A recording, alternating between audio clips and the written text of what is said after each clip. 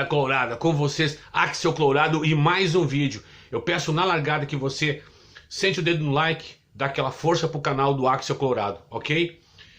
Primeiro assunto, o Internacional volta a campo hoje para jogar contra o Sintético Paranaense, no seu maravilhoso gramado, entre aspas. Tem que dar outro nome para aquele monte de borracha lá, né? Para jogar contra esse time hoje à noite lá em Curitiba. Enfim, a grande questão e o debate é: o Inter deve entrar com as reservas desse jogo? O Inter deve entrar com os titulares nesse jogo? Eu tenho dois pontos de vista sobre isso aí.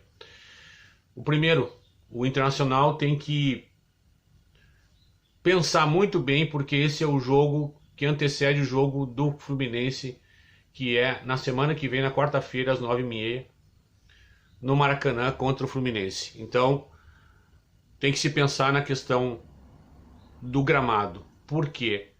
Porque numa questão de recuperação física não tem problema, né? Uma semana de um jogo para o outro, praticamente, o jogo é quinta, o outro é quarta, não vejo muito problema. O problema é esse tal gramado sintético. Isso é uma coisa que preocupa muito, preocupa demais, porque digamos que aconteça alguma lesão, né? Um dos jogadores importantes. Então o que eu ouvi, o que eu tenho ouvido aí, é que o Inter tem duas possibilidades de time para jogar hoje, né? Uma é poupar 100% dos titulares, né? Com a exceção do Bustos, que seria preservado para jogar algum mal. Eu não sei se seria uma preservação ou uma preocupação do Kudê já de jogar com um lateral mais defensivo no jogo contra o Fluminense lá. Olha, talvez seja isso, né? Falo em preservação, mas talvez seja isso. O Malo é mais defensor que o Bustos, né? Sem dúvida nenhuma. E a outra é que o Inter jogaria com time 100% reserva. Tem que analisar muito bem por causa dessas possibilidades e desse tal gramado sintético, né? Então eu vejo isso com bastante preocupação. Eu, pelo ponto de vista de poupar, eu pouparia, não obviamente pela questão física, mas pela questão do risco de lesões, né? É muito grande o risco de lesões nesse campo. Então o Internacional deveria pensar bem nisso, deveria analisar muito bem isso aí. Por outro lado, eu quero lembrar a vocês que o Inter não pode perder o olho de tigre. É aquela coisa de estar jogando. Agora, recentemente, o time do Jorge Jesus, né, em 2019, né, se eu não me engano, ele jogava, não tinha poupar titular, jogava a Copa do Brasil, jogava Campeonato Brasileiro, jogava Carioca, jogava Libertadores, jogava com 100% da força. Não poupava jogadores. Esse é um exemplo que deu certo. O outro exemplo é com o próprio Inter em 2006. O Inter provou, né, das duas receitas. 2006, o Inter poupou nas fases de quartas de final, de oitava de final da Libertadores, semifinal poupava, tinha um time reserva que aliás era muito bom e segurou a onda, e o Inter conseguiu ser vice-campeão aquele ano, em 2006, né, vice-campeão brasileiro. E em 2010 o Inter teve porque em 2006 eu me lembro também que depois que terminou a Libertadores, o Inter foi com o time titular todos os jogos.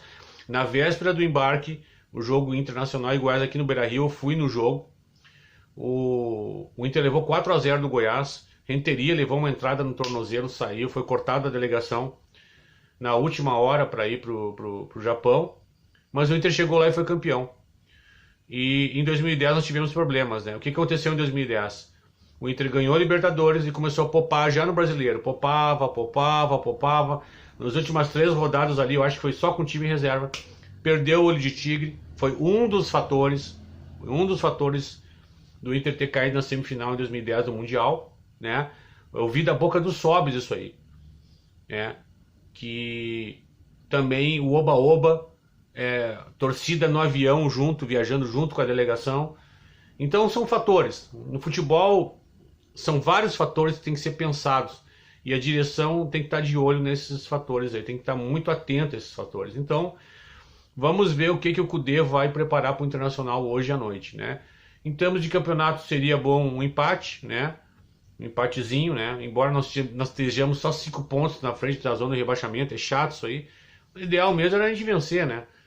Vencer o sintético lá e já abrir uma distância e respirar mais aliviado, né?